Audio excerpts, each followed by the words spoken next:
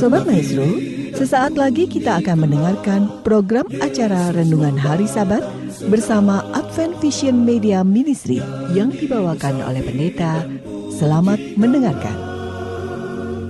Yesus mau datang segera.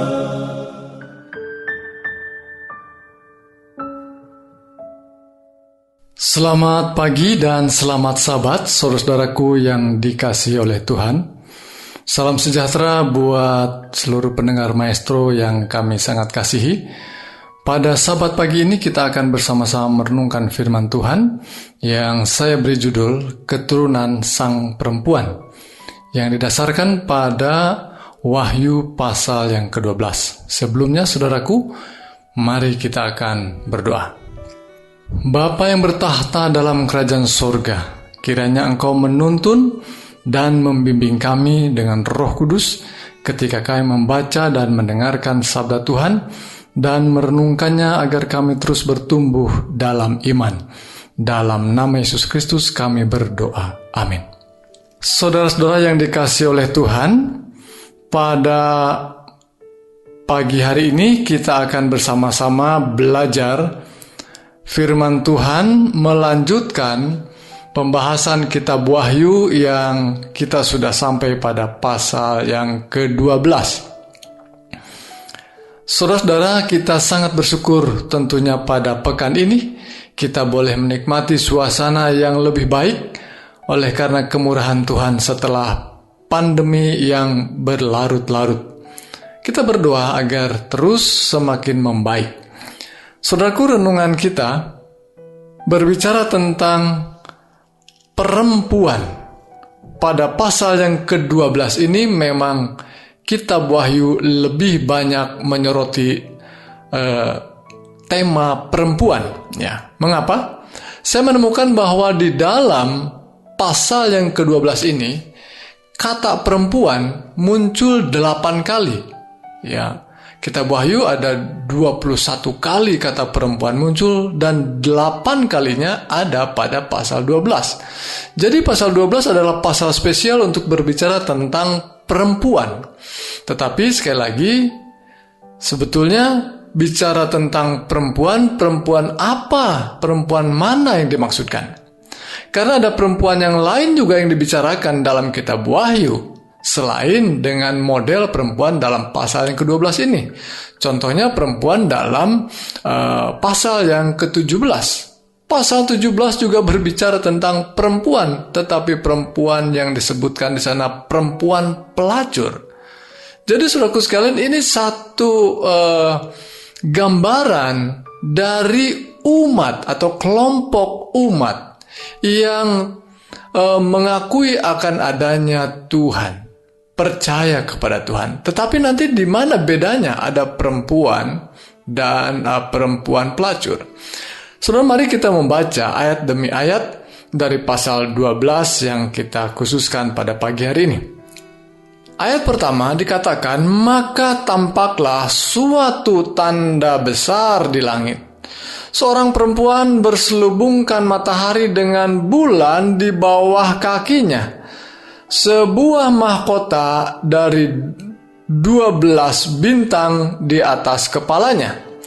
Ia sedang mengandung dan di dalam keluhan dan penderitaannya hendak melahirkan, ia berteriak kesakitan.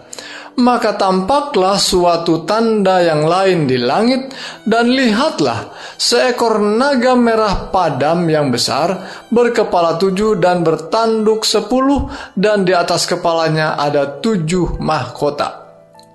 Saudaraku sekalian, ayat pertama diawali dengan cerita atau pernyataan tentang perempuan. Pada ayat terakhir dalam pasal itu juga berbicara tentang perempuan.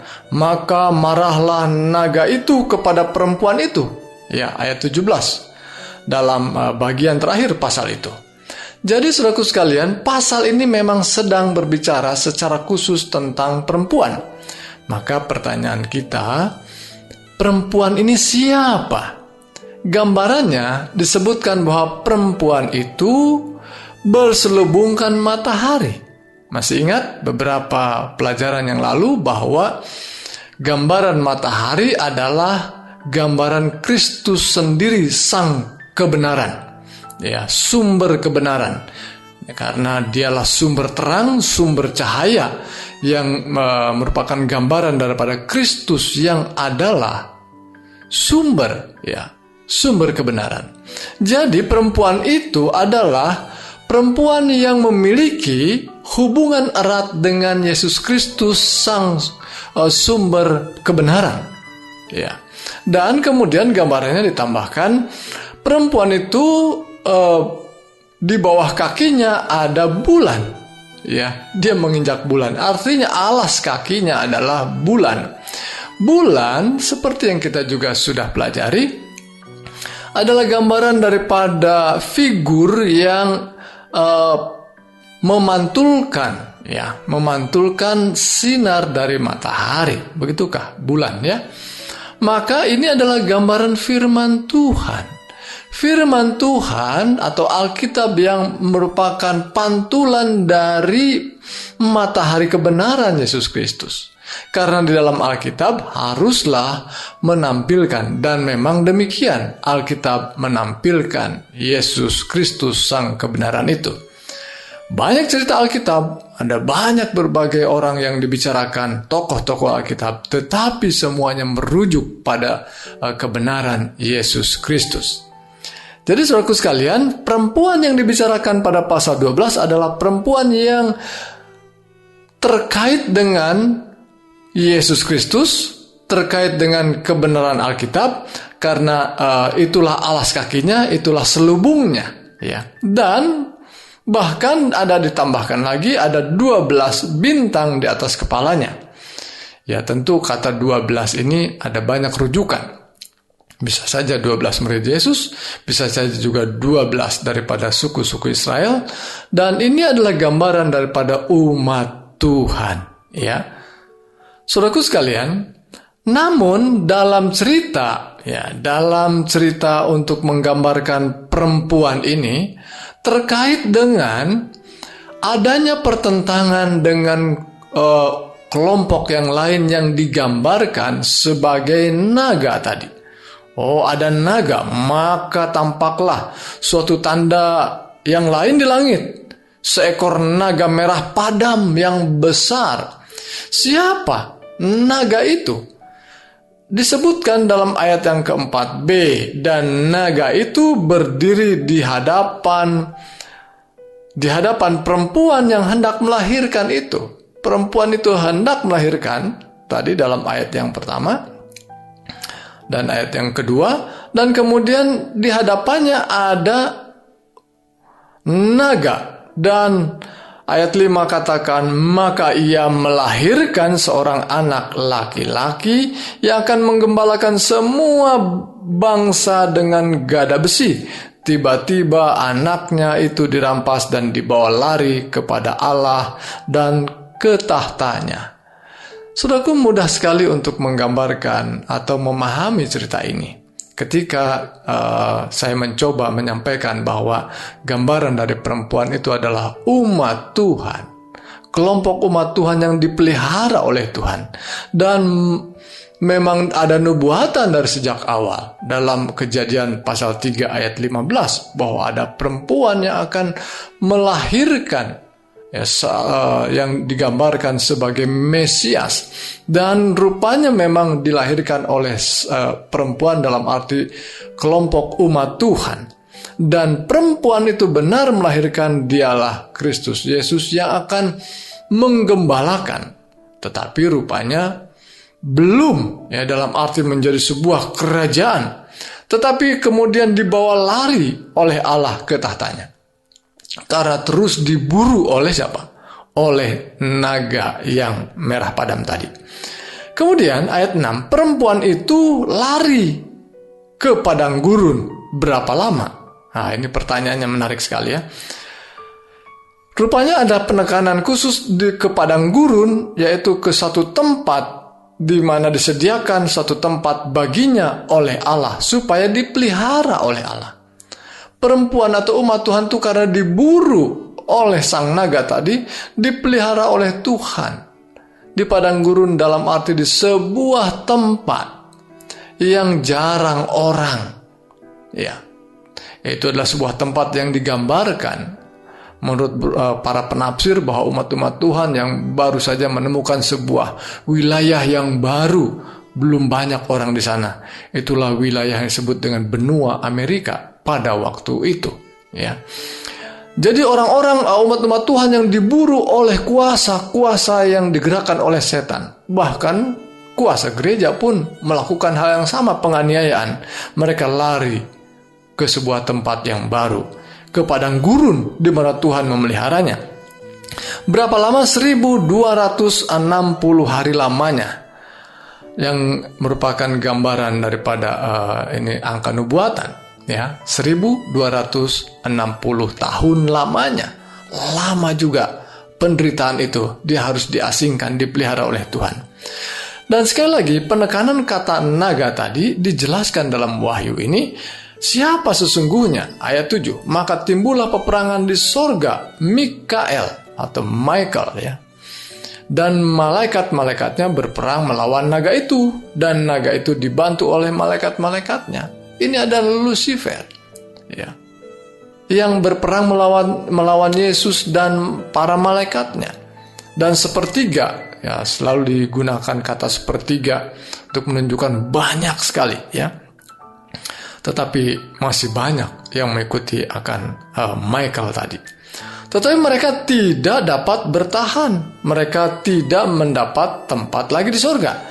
Dan naga besar itu si ular tua. Ya, disebut kata si ular tua untuk menunjukkan keeksistensinya sejak Adam dan Hawa. Bahkan, ya, dalam cerita Alkitab ada ular dan kini sudah ribuan tahun sehingga disebut dengan si ular tua yang disebut iblis atau setan, yang menyesatkan seluruh dunia, dilemparkan ke bawah, ia dilemparkan ke bumi bersama-sama dengan malaikat-malaikatnya. Jadi saudaraku sekalian, begitu jelas untuk melihat siapa naga itu dan siapa perempuan itu. Inilah kelompok umat Tuhan yang dipelihara sejak awal, dijaga oleh Tuhan. Dan itu adalah sebuah jaminan buat saudara dan saya bahwa kalau saudara dan saya adalah orang-orang setia yang merupakan bagian dari kelompok umat Tuhan ini, jangan takut, Tuhan akan memelihara dari kejaran, dari tekanan, dari aniaya, dari kelompok yang dipakai atau digerakkan oleh kuasa kejahatan. Karena ada sebuah jaminan bahwa dalam ayat-ayat ini kita menemukan bahwa umat Tuhan itu mendapat kemenangan. Ya, disebutkan dalam ayat 10, dan aku mendengar suara yang nyaring di sorga berkata, sekarang telah tiba keselamatan dan kuasa dan pemerintahan Allah kita dan kekuasaan Dia yang diurapinya, karena telah dilemparkan ke bawah pendakwa saudara-saudara kita yang mendakwa mereka siang dan malam di hadapan Allah kita.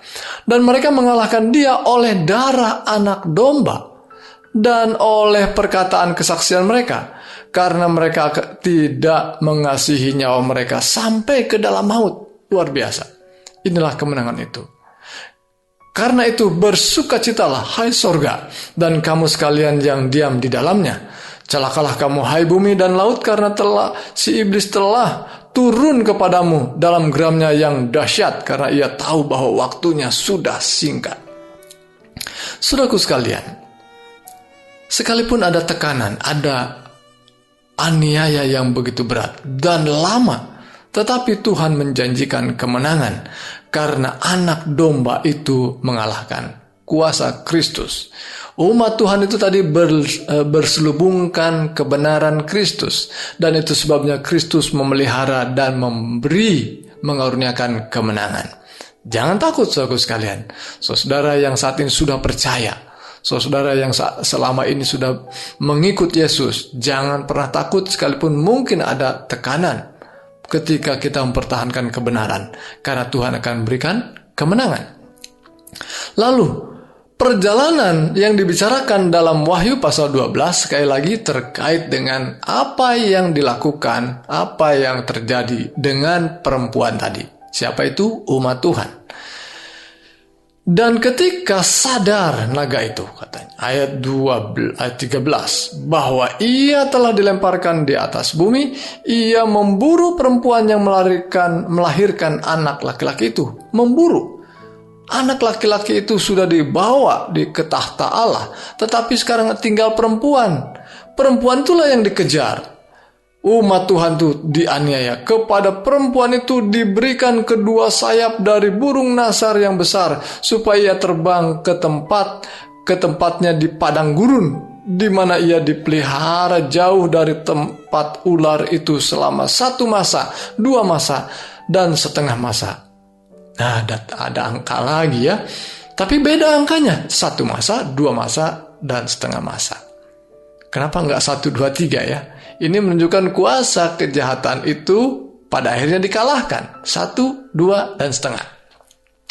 Dan itu adalah gambaran yang sama untuk angka yang tadi, 1260. Karena 1 masa itu 1 tahun, itu ada 12 bulan. 12 bulan dikalikan 30 hari per bulannya, maka kita akan dapatkan angka yang sama. 42 bulan atau 1260 hari atau 1260 tahun. Begitulah umat Tuhan dipelihara selama tekanan yang terjadi yang dilakukan oleh kuasa pemerintah-pemerintah yang mengikuti gerakan naga. Bahkan gereja itu pun digerakkan oleh naga. Selanjutnya ayat 15. Lalu ular itu menyemburkan dari mulutnya air sebesar sungai ke arah perempuan itu, supaya ia dihanyutkan sungai itu. Wah, ada sungai besar dihanyutkan. Ini gambaran bagaimana kuasa duniawi akan menghanyutkan, melenyapkan umat Tuhan. Tetapi sejarah mencatat bahwa sekali lagi umat Tuhan ditolong, dibawa ke padang gurun. Di padang gurun, sebuah tempat yang masih jarang penduduknya. Dan waktu itu, ya, pada abad-abad di mana Columbus menemukan sebuah tempat yang baru, koloni yang baru atau benua yang baru, Amerika, itulah tempat di mana orang mendapat liberty, kebebasan. Sehingga muncullah patung liberty yang menunjukkan sejarah bahwa umat Tuhan berlari ke sana, ya. Lalu ayat 16, tetapi bumi datang menolong. Ini gambaran yang saya baru sebutkan. Ia membuka mulutnya dan menelan sungai yang disemburkan naga itu dari mulutnya. Lalu ayat 17, maka marahlah naga itu kepada perempuan itu, lalu pergi memerangi keturunannya yang lain yang menuruti hukum-hukum Allah dan memiliki kesaksian Yesus. Maka kita tiba pada ayat yang penting dari akhir daripada pasal ini. Kita menemukan bahwa umat Tuhan pada akhirnya dipelihara oleh Tuhan, dijaga oleh Tuhan, bahkan sampai pada akhir zaman, ketika kuasa kejahatan semakin menjadi luar biasa, ya, marah naga itu kepada perempuan itu, dan ketika tidak didapatinya, maka keturunan yang lain pun diburunya. Hal yang penting yang saya ingin sampaikan pada kita, bahwa perempuan itu memiliki ciri penting di akhir zaman. Sehingga kenapa diburu terus oleh kuasa kejahatan, kuasa setan. Karena dia memiliki ciri penting, yaitu menuruti hukum-hukum Allah dan memiliki kesaksian Yesus. Mereka adalah orang-orang yang taat pada hukum Tuhan. 10 perintah Tuhan, bahkan perintah Tuhan yang lain yang terkait dengan hukum moral ini, ya. Dan terkandung di dalamnya tentunya tidak dipilih-pilih. Terkandung dalamnya juga kebenaran pemeliharaan Sabat yang benar, ya. Karena dinyatakan juga dalam ciri yang keduanya itu adalah memiliki kesaksian Yesus. Dia memiliki iman yang sepenuhnya kepada Yesus.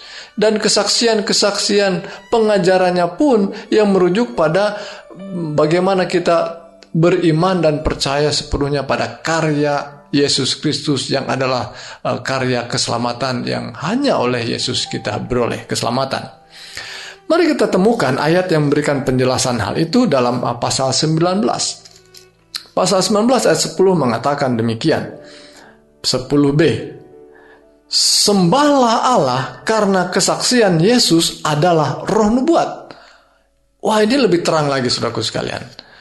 Kelompok umat Tuhan yang digambarkan sebagai perempuan yang dikejar oleh kuasa setan ini memiliki ciri, memiliki karunia-karunia roh, dan salah satu yang penting di dalamnya adalah karunia bernubuat.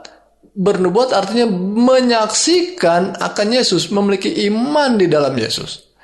Maka itu sebabnya, saudaraku sekalian, kalau kita membaca juga menemukan ayat di dalam 1 Korintus pasal 14 ketika berbicara tentang kasih dan karunia-karunia lainnya, maka hamba Tuhan Rasul Paulus pun mengatakan, kejarlah karunia-karunia itu. Dikatakan kejar artinya penting sekali. Kejarlah karunia-karunia itu, terutama karunia bernubuat. Jadi hal yang penting harus kita miliki sebagai umat Tuhan adalah karunia bernubuat, yaitu menyaksikan hidup kita, menyaksikan kebenaran firman Tuhan yang mengajak, menuntun orang pada karya Yesus Kristus, yaitu keselamatan di dalam Yesus Kristus yang hanya oleh Dia kita beroleh keselamatan. Baik, saudaraku sekalian, Wahyu pasal 12 saya ingin ringkaskan. Berbicara sekali lagi perempuan dan perempuan terus dibicarakan, yang kaitannya dengan banyak ketekanan dari kuasa kejahatan, bagaimana mereka diselamatkan, dan bagaimana mereka mendapat kemenangan, dan apa cirinya. Luar biasa, pasal 12 adalah pasal penting dari kitab Wahyu yang berada pada tengah-tengah daripada atau pusat daripada kitab Wahyu. Saudaraku sekalian, saya rindu bahwa saudara dan saya boleh menjadi bagian daripada kelompok yang digambarkan oleh perempuan ini, yaitu kelompok umat Tuhan yang memiliki ciri khusus, yakni mentaati hukum-hukum Tuhan dan beriman kepada Yesus Kristus, atau memiliki roh nubuat di dalamnya. Saudaraku sekalian, inilah harapan dan kerinduan kami. Tuhan Yesus kiranya memberkati kita menjadi bahagian daripada kelompok umat Tuhan di akhir zaman. Mari kita tutup dengan doa. Bapa yang bertahta di sorga, kami berterima kasih untuk pengajaran firman Tuhan yang memastikan kami ada pada bagian kelompok penting di akhir zaman, yakni kelompok umat Tuhan yang digambarkan sebagai perempuan yang memiliki kesaksian Yesus dan menuruti hukum-hukum Tuhan. Berkati ya Tuhan kami ketika kami mendengarkan ini, kami diberi kekuatan untuk hidup sesuai dengan pengajaran firman Tuhan. Dan buat saudara-saudara kami yang mendengarkan siaran dan dalam keadaan lemah, Tuhan kuatkan mereka. Dan dalam keadaan sakit, Tuhan berkenan menjamah dan berikan kesembuhan. Ya Bapa, kami serahkan hidup kami hari ini dan sepanjang ibadah kami pada hari Sabat ini. Di dalam nama Yesus Kristus kami berdoa. Amin.